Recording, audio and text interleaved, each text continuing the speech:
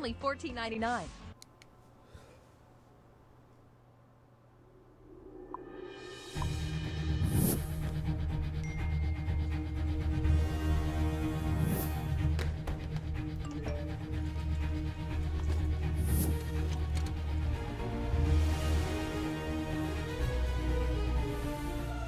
Don't miss the call. Download Band. Communication made easy.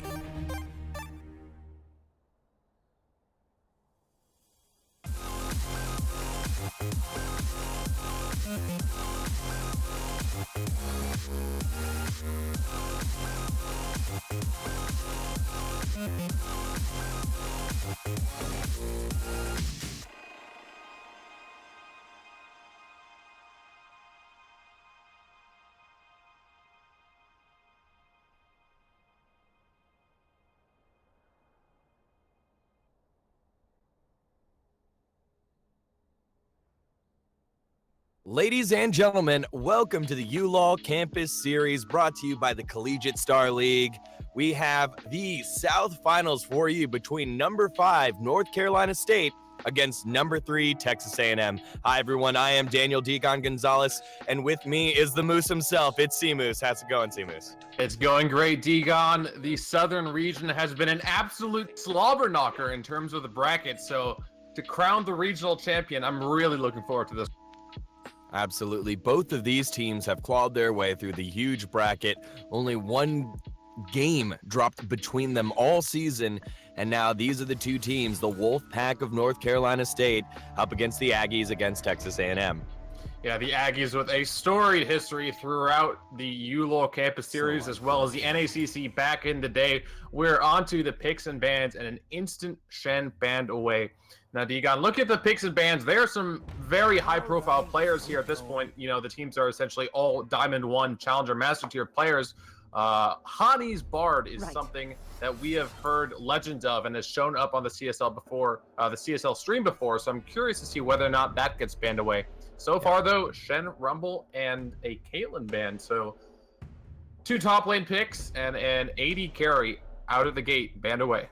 Yep, Caitlyn ban kind of interesting here, especially in a team environment. Caitlyn regarded as one of the top tier solo queue AD carries because of its range, counter to a couple things that are in the meta now, the Vera solution. But interesting that it gets banned away. In a lot of pro play, we don't see that much Caitlyn. You see a lot of Ashe, you see a lot of Ezreal, see a lot of Varus.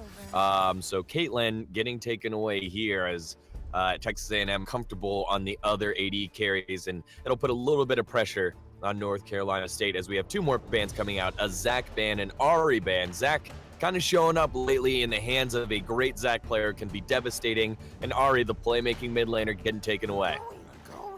Ooh, and a Ziggs ban as well. So we are on the most recent patch. You see changes to items like Blade of the Rune King. The meta's been shaken up a little bit. But honestly, Deacon, there are so many attractive options right now in essentially every role that it's interesting to see these sort of pocket picks banned away, because the Ziggs ban is not something you really would have expected. That must have been a scouted out pick. So now Peach Neon can first pick a champion. What's he going to go with?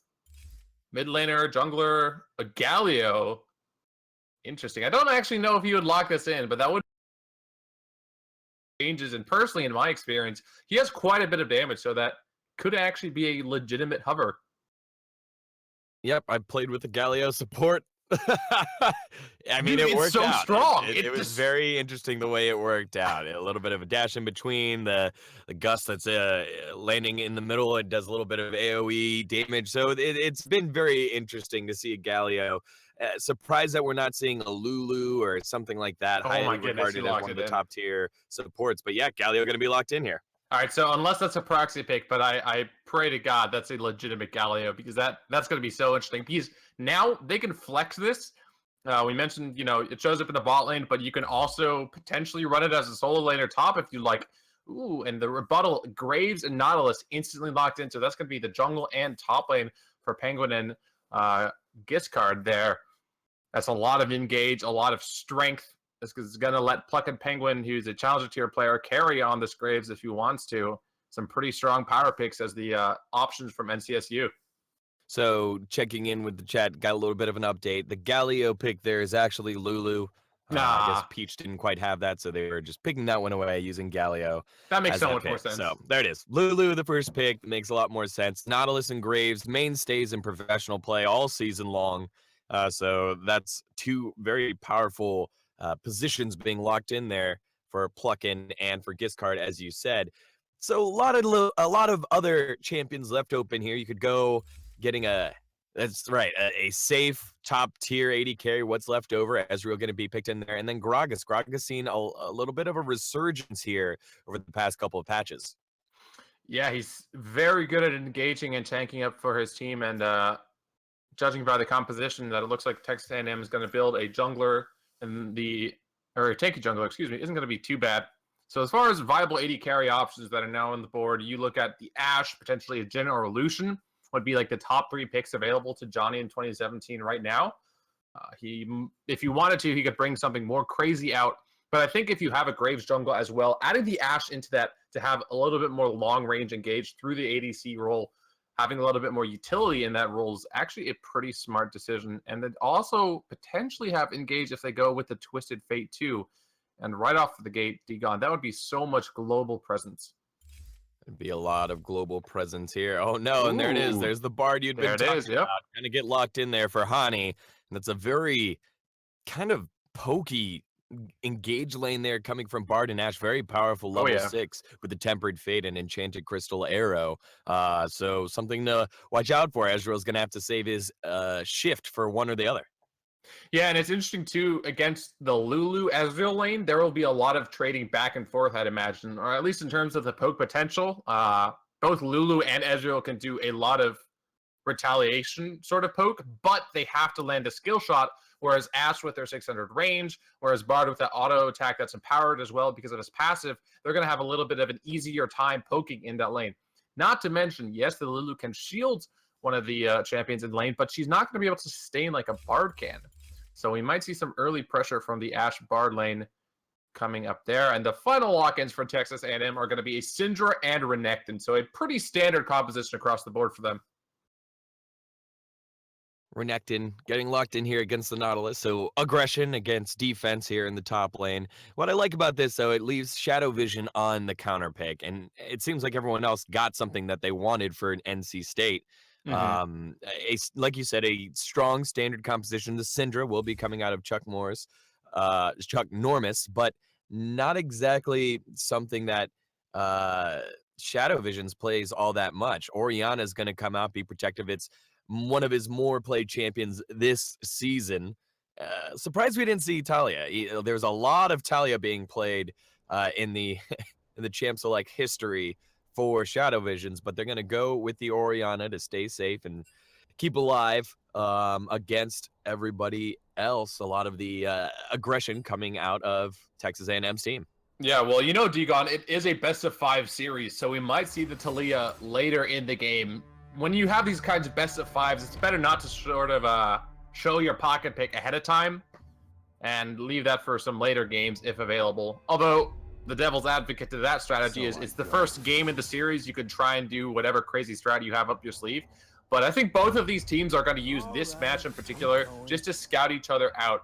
You know, they haven't actually played each other before, at least not in official matches. They both have spectacular records. The only one loss to NCSU's record, but other than that, they both had perfect seasons. So in this first game, running these standard comps allows them to just not put all their chips on a crazy bet, you know.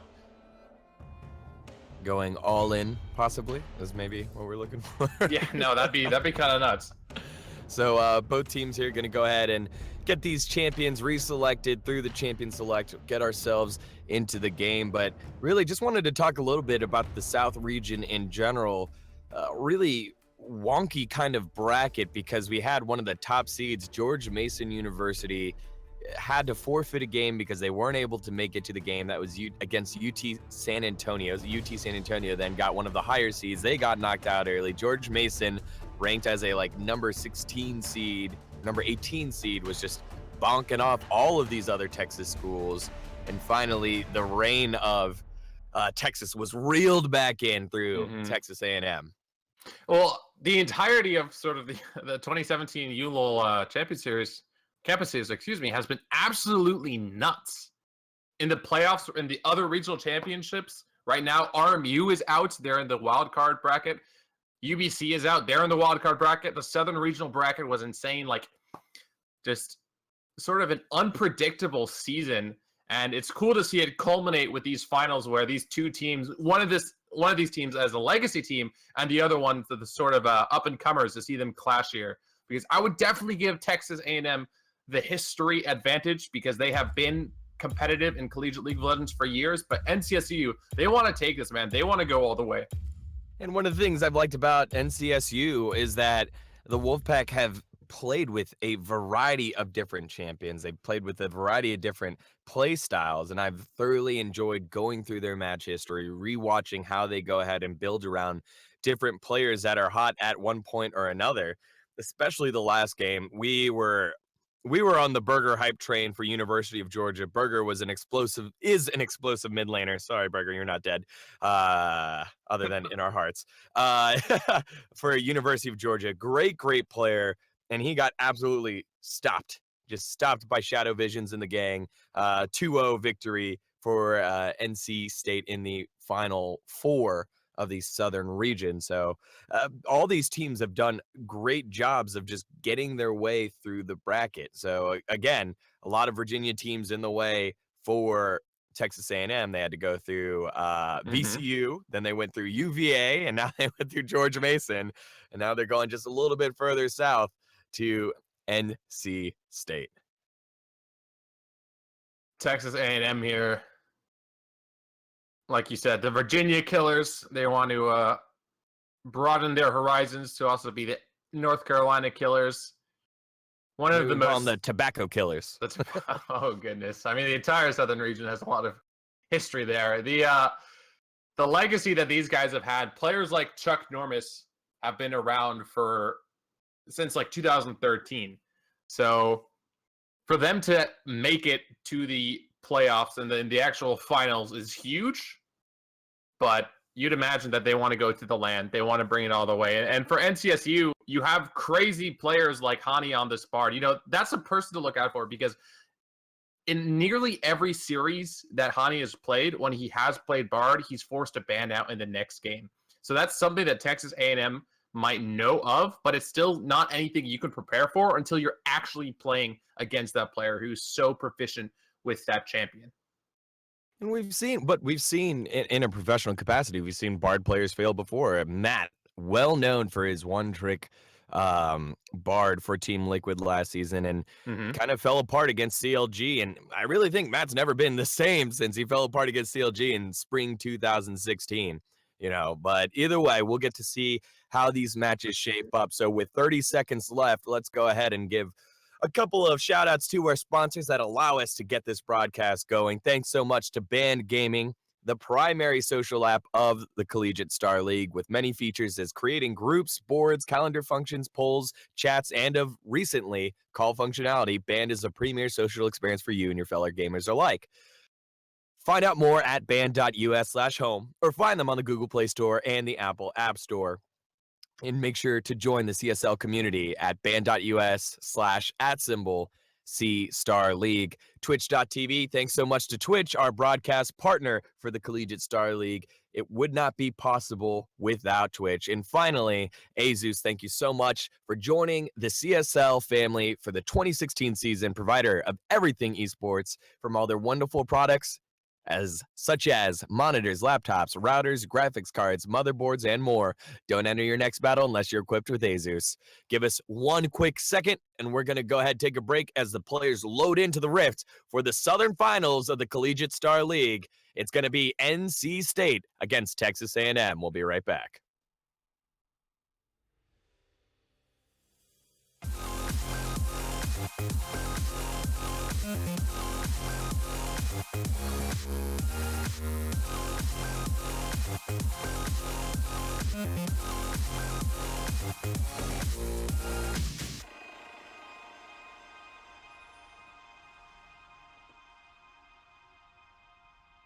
Ben, Sam, and Ken are on separate journeys to defeat the menacing Vile Dragon.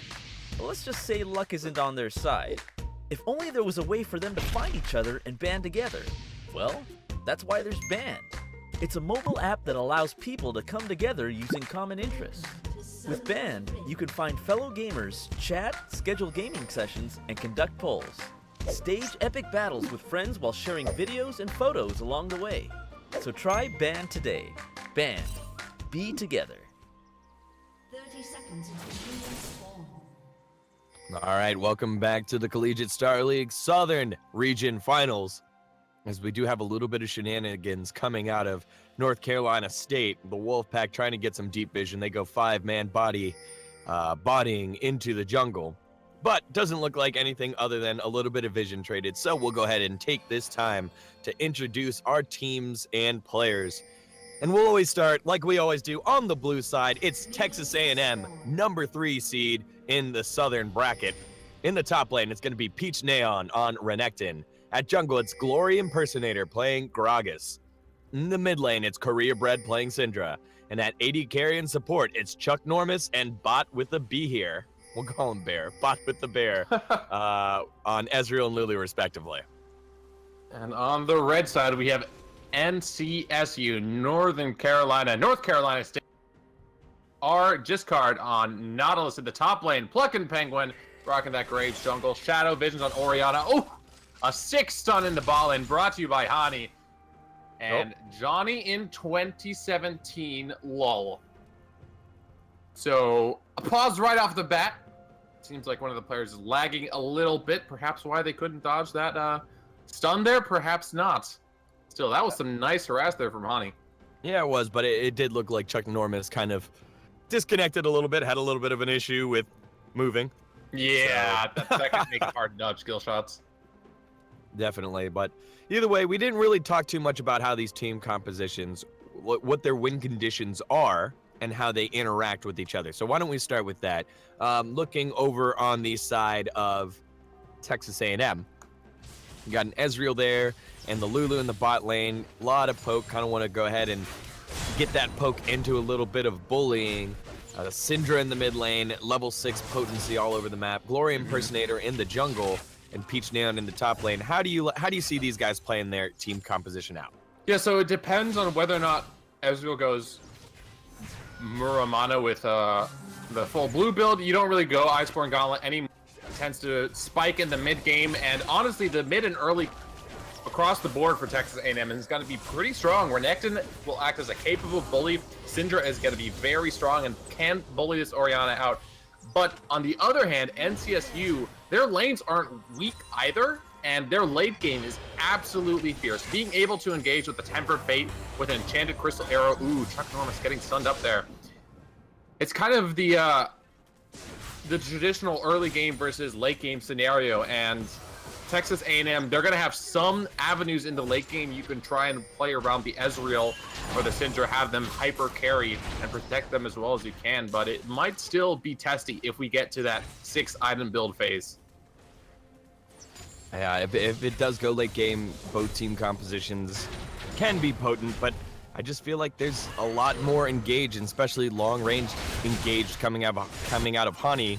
Yep. And the Tempered Fate, as we see. Gosh, there's a lot of trading back and forth. Korea Bread first on the receiving side, and 2 trades later, he's in front of Shadow Vision. So mid lane a little bit volatile, and both junglers are going to be aware of that.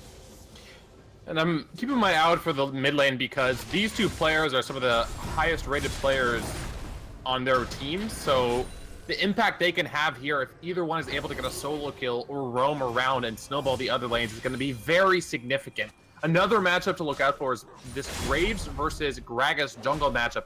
Gragas, he's pretty tanky, he can farm decently well, but he's not going to have very much early jungle presence in terms of invades. He can gank well, but he might get bullied by this Graves, and as Pluckin' Penguin does recall to buy his first few items, we'll have to see whether or not that's the case.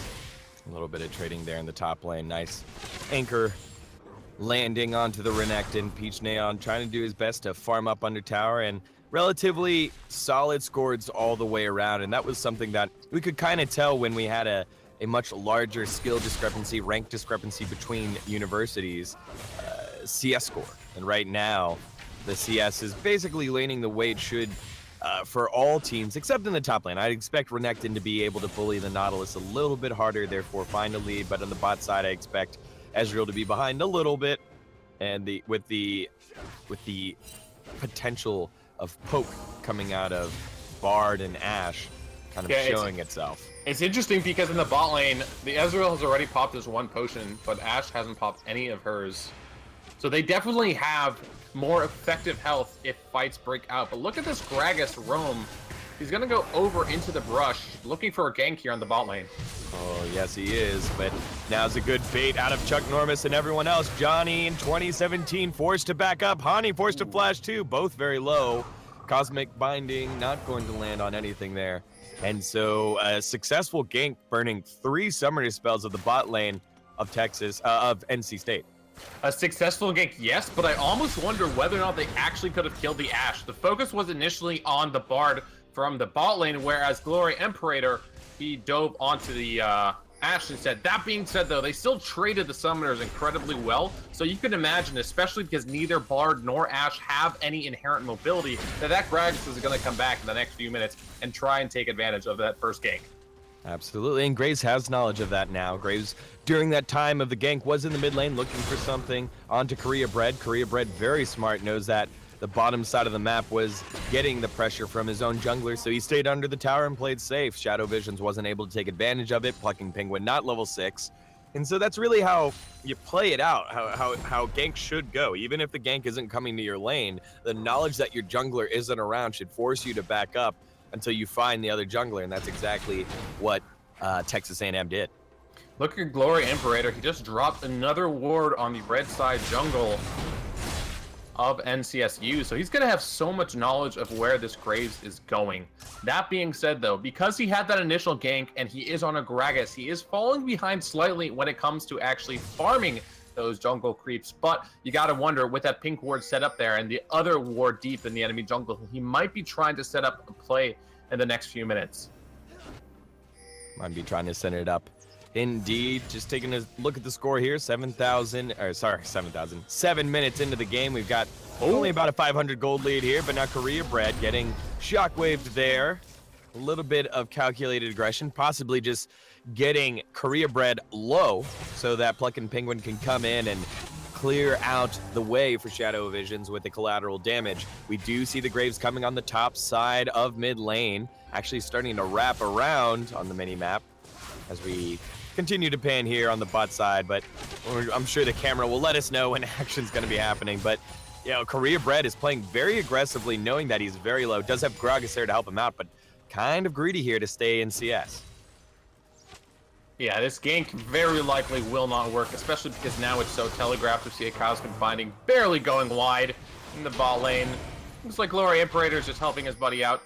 Oh, Shadow Vision's now getting a little aggressive into the minion wave. Does get slowed down. Here comes Graves. Pluckin' Penguin's going to be there. Thinking about a collateral damage. He flashed. Used quick draw. Tried to flash over the wall. Wasn't able to get the damage down. So counter gank attempt foiled. A little bit of a clunky play there. So a win for Glory Impersonator by getting a flash out of the jungler.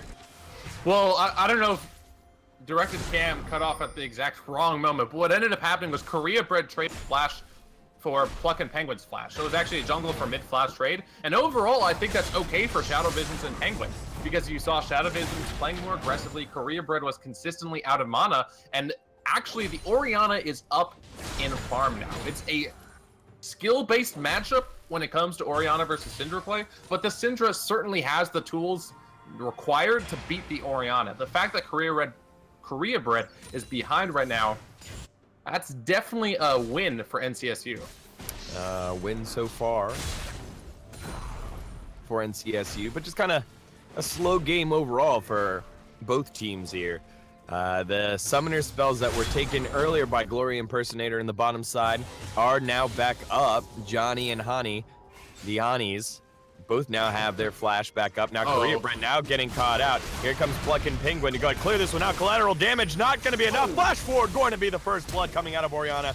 Teleports being used here by the top laners. Glory Impersonator a little bit of trouble. Hani now rotated first. Lulu's still on the bottom side of the map. Cosmic Binding tying him to the jungle. Peach Neon in a little bit of trouble. Plucking Penguin. Going to walk forward.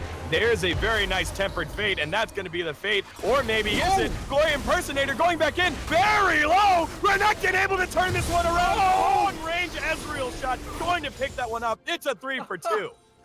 What a way to start the game. The initial gank, hold on. Johnny is fighting Chuck Norris. Chuck Norris has red buff, but that arrow. Oh, Chuck Norris now in a little bit of trouble, getting the arrow to the face. Johnny very low as well, flash away, and Normus going to go down using the summoner spells. So for 9 minutes, we had no action at all, and within 60 seconds, 6 kills across the board. The initial gank on the Syndra, without flash, we saw Shadow Vision's flash to secure the kill.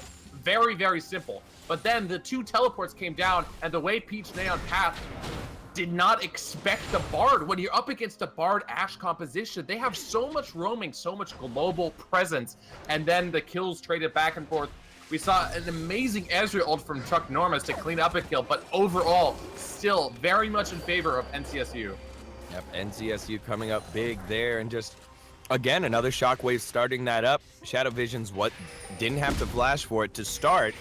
So maybe a little bit of positioning disrespect coming out of Korea Bread, and then the teleports coming in and kind of all going wrong, almost turned around and made it an equal trade for Texas A&M.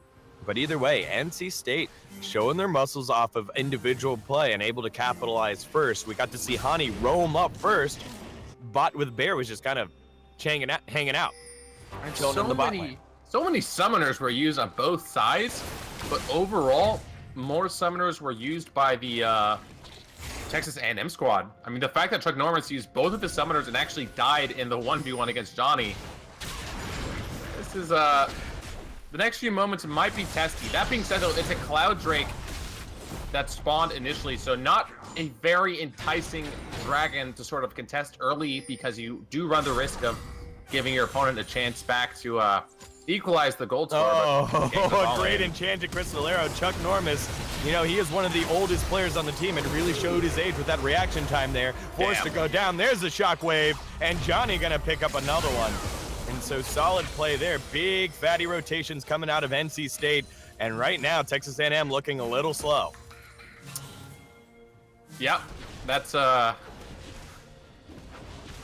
was a very effective gank.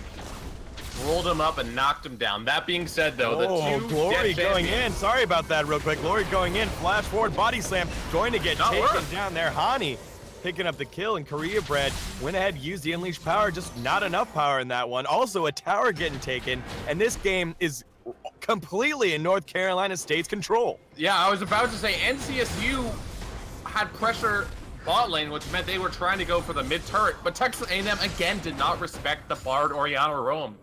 There is just way too much global presence, and the plays that NCSU are making right now are all the right ones.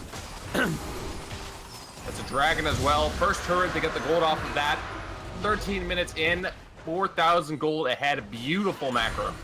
Yep, big macro there. Again, the team just kind of rotating around the Wolf Pack. Doing some good stuff here. So way to go for them. 7-2 is our score here. Again, can you imagine at 9 minutes, 4 minutes ago? Kind of slow, meticulous, boring game, looking for openings. Glory Impersonator not taking advantage of the summoners he took in the bottom side out of Johnny and Hani, and now his team's paying for it. Yeah, and you wouldn't expect, simply based off the minion lead, for this early game to be blown open by NCSU. That being said, though, the fact that they have so much mobility and they're making the rotations before the members of Texas A&M are, means that they have all the cards in their hand.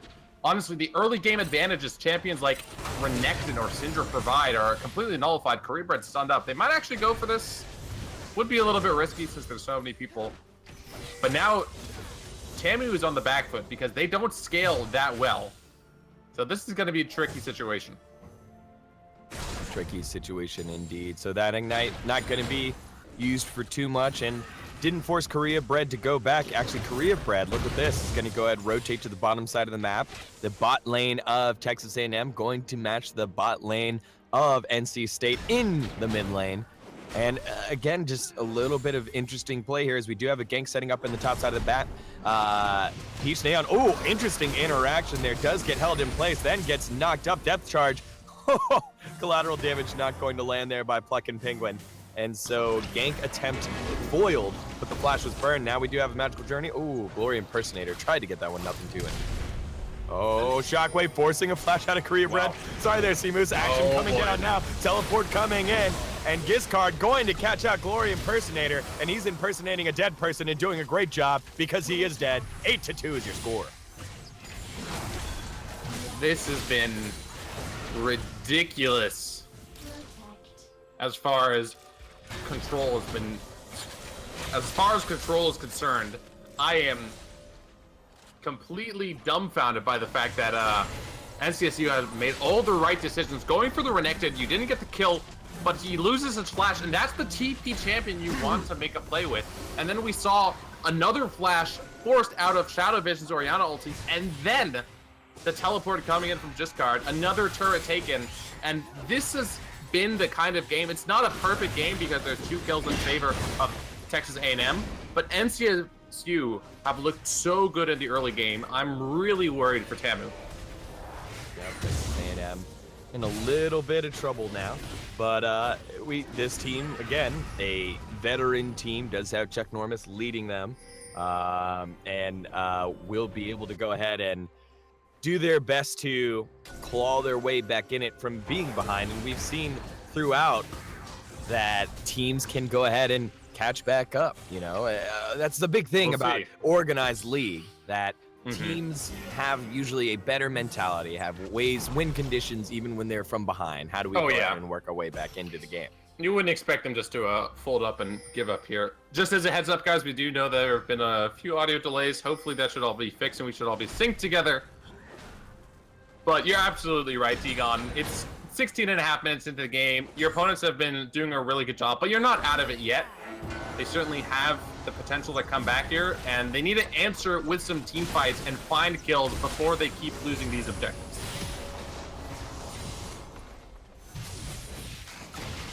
True shot barrage there to clear the minion wave away. Career Bread's ghosting in. He's looking for something.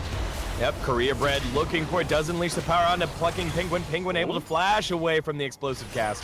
Will be safe. So Korea Bread making that play happen. It might not be done yet because here comes Peach Neon. Peach Neon trying to get the slice and dice. Only gets the slice and he gets a face full of water gun to the face. Down he goes. Glory Impersonator trying to get him out. Glory Imperator, sorry. Trying to get out. Chuck Normus very low. Able to pick up the kill. Honey going that over the wall. It's a double kill for the Bard. But here comes the rest of NC State. They're flexing their muscles and Texas A&M forced to back up.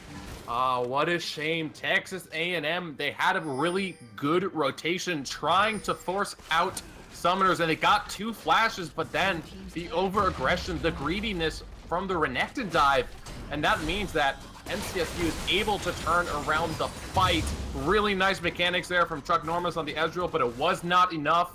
Hani picks up 2 kills in the red buff to boot, and another turret going down. Another turret indeed, and Texas A&M really needs to find a way back in here. Good ways to take the middle turret, gives them a little bit more vision and access to the rest of the map on top of the gold that they could be picking up. Oh boy, for Texas A&M, the difficulty against this kind of a composition is that falling ahead early sucks. You're not going to be able to make plays as well, and if you make a mistake, Degon, when you try and attempt those plays, you just force yourself in a worse position.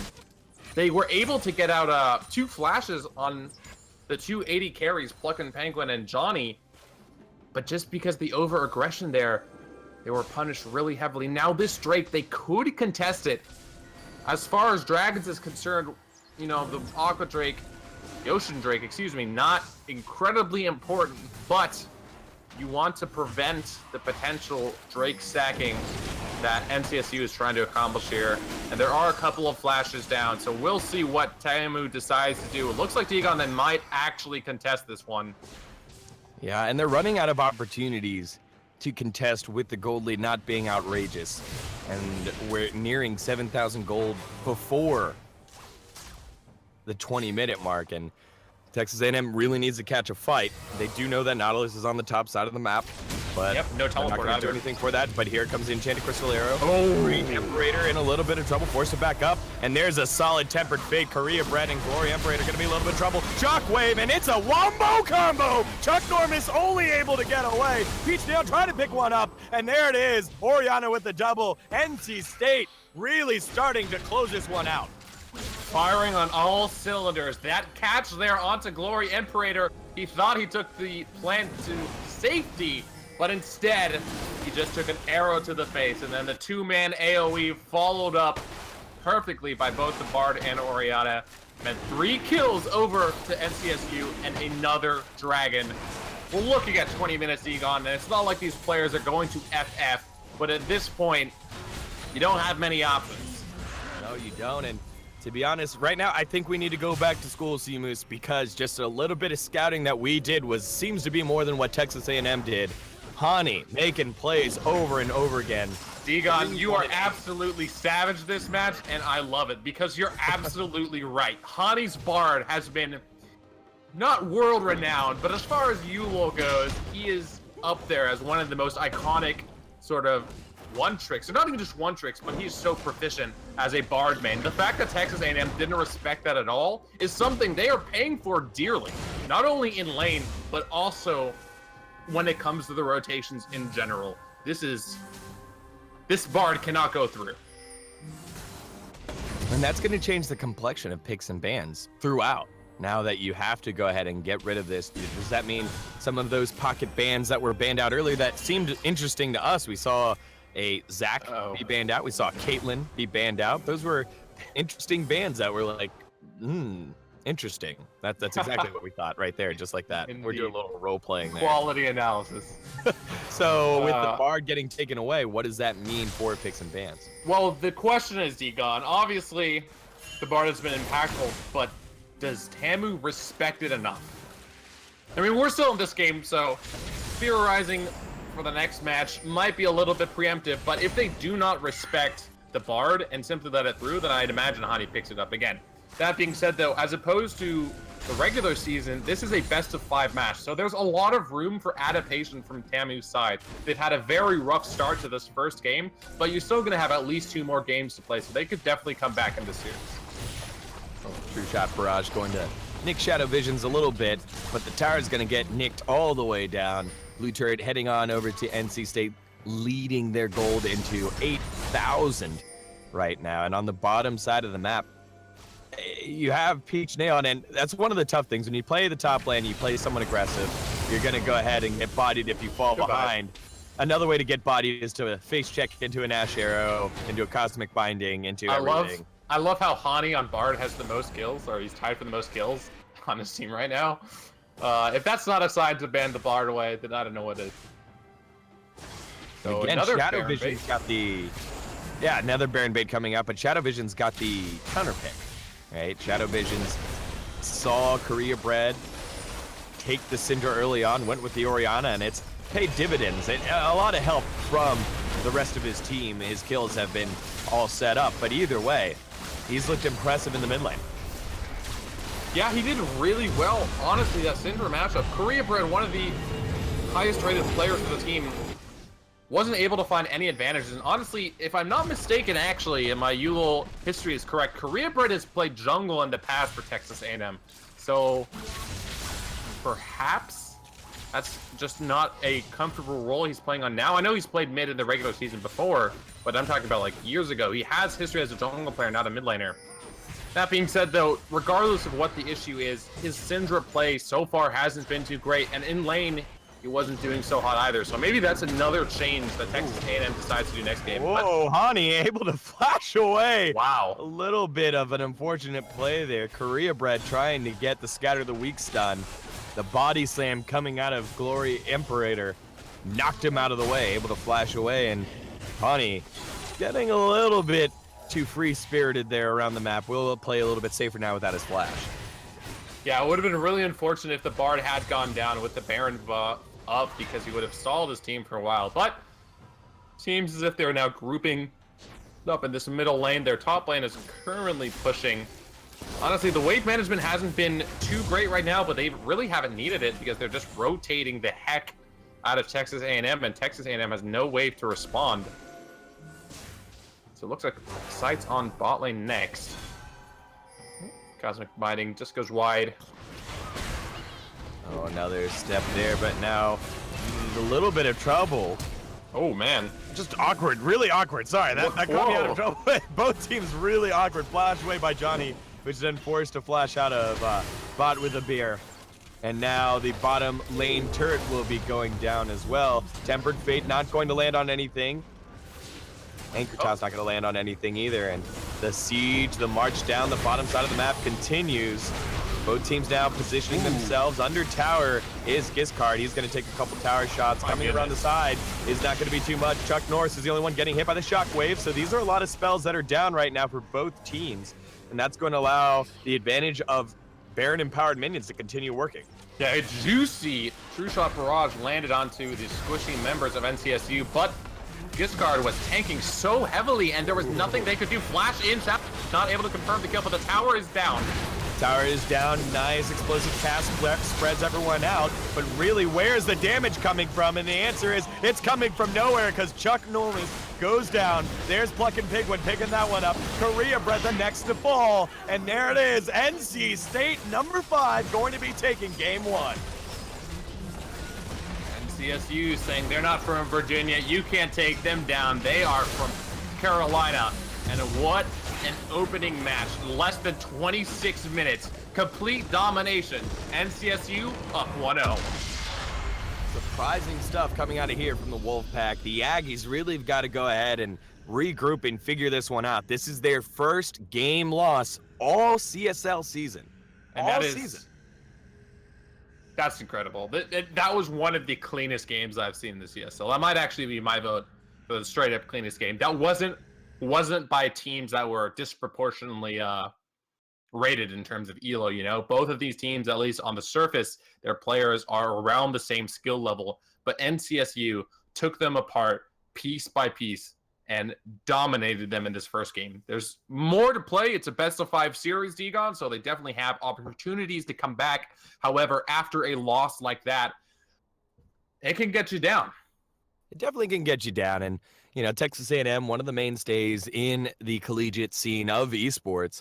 So I'm sure they're going to go ahead and, you know, have the right coaching, have the right experiences to build back on. But still, it's difficult when it's your first loss and it's this lopsided in the finals when it matters.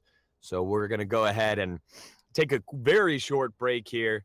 But when we come back, we will have the continuation of Game 2 of the South Region Finals between number 5 North Carolina State up 1-0 against number 3 Texas A&M. We'll be right back. Ben, Sam, and Ken are on separate journeys to defeat the menacing Vile Dragon. But let's just say luck isn't on their side. If only there was a way for them to find each other and band together. Well, that's why there's Band. It's a mobile app that allows people to come together using common interests. With Band, you can find fellow gamers, chat, schedule gaming sessions, and conduct polls. Stage epic battles with friends while sharing videos and photos along the way. So try Band today. Band. Be together.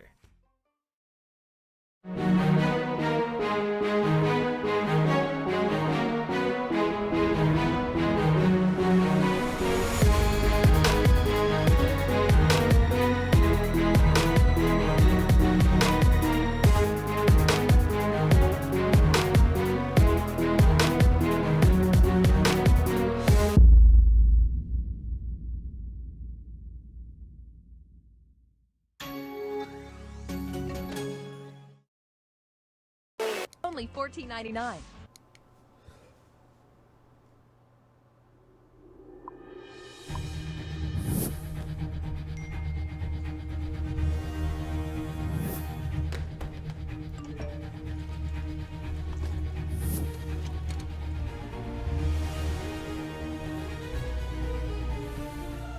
Don't miss the call. Download Band. Communication made easy.